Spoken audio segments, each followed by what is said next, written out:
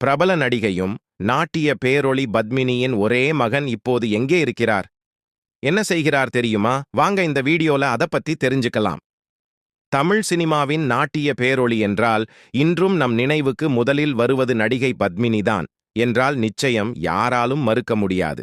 நடிப்பு, நடனம், பரதநாட்டியம் என ரசிகர்களை தனது தனித்துவமான கலையால் கட்டி போட்டவர் நடிகை பத்மினி.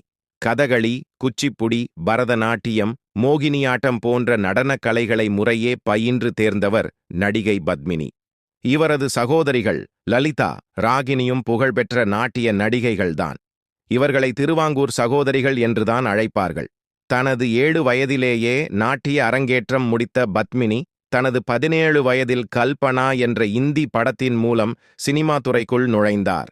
தமிழ், மலையாளம், கன்னடம், தெலுங்கு என அனைத்து மொழிகளிலும் முன்னணி நடிகையாக கொடிகட்டி பறந்தார் பத்மினி. சிவாஜி கணேசன், எம்ஜிஆர், ஜெமினி கணேசன் போன்ற முன்னணி நடிகர்களுடன் ஜோடி போட்ட பத்மினி 59 படங்கள் சிவாஜியுடன் சேர்ந்து நடித்தார். சிவாஜி கணேசன் பத்மினி நடிப்பில் வெளியான தில்லானா மோகனாம்பாள் திரைப்படம் அப்போதைய சூப்பர் டூப்பர் ஹிட் திரைப்படம். இன்றளவிலும் தில்லானா மோகனாம்பாள் பாடல்கள் மக்கள் மத்தியில் பிரபலம். 250 படங்களுக்கு மேல் நடித்த நடிகை பத்மினி தனது நடனத்திற்காகவும் நடிப்பிற்காகவும் பல விருதுகளை அள்ளி குவித்தவர். ராமச்சந்திரன் என்ற மருத்துவரை திருமணம் செய்து கொண்ட பின் அமெரிக்காவில் செட்டிலானார் பத்மினி. அங்கு நடன பள்ளி ஒன்றை நிறுவி முறைப்படி பரதநாட்டியம் பயிற்றுவித்தார் பத்மினி. பத்மினி மற்றும் ராமச்சந்திரன் தம்பதிக்கு ஒரே மகன். அவரது பெயர் பிரேம் ஆனந்த். மகனை வளர்ப்பதிலும் குடும்பத்தை பார்த்துக் கொள்வதிலும் கவனத்தை செலுத்தி வந்தார் நாட்டிய பேரொளி நடிகை பத்மினி.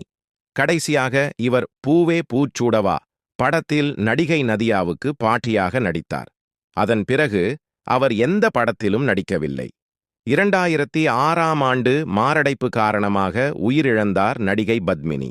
அவரது ஒரே மகனின் புகைப்படம் தமிழ் சினி டைம் சப்ஸ்கிரைபர்களுக்காக இதோ.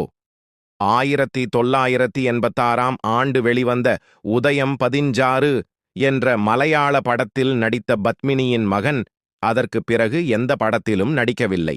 தன்னுடைய தாயைப் போல சினிமாவில் பெரிய அளவில் இடம் பிடிப்பார் என்று எதிர்பார்க்கப்பட்டது. இருந்தாலும் இவரால் நீடிக்க முடியவில்லை. பிரேம் ஆனந்த் உலக புகழ்பெற்ற டைம்ஸ் ஆங்கில பத்திரிகையில் பத்திரிகையாளராகவும் புகைப்பட கலைஞராகவும் வேலை பார்த்திருக்கிறார்.